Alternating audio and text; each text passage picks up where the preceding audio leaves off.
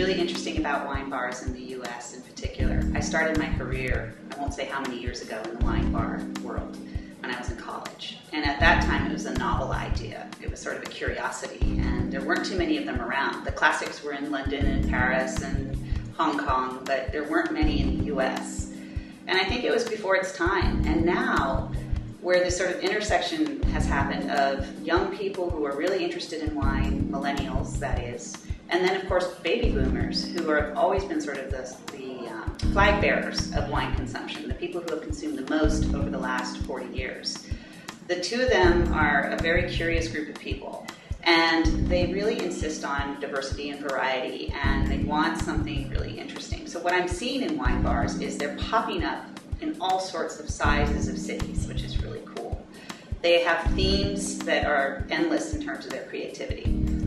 Some wine bars go so far as to say we're only specializing in South African wine, or we're only specializing in Spanish wine, or they're doing things that are really exploratory and different.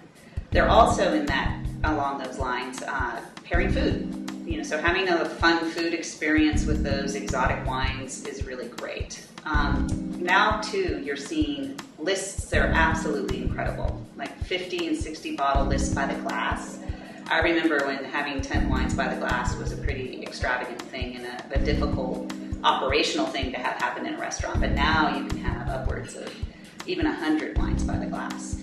And a lot of these lists are really vast. They're 200 plus, 500 plus, it all depends. But a lot of passion is going into it on the part of the owners and the beverage directors. So it's really exciting time for wine.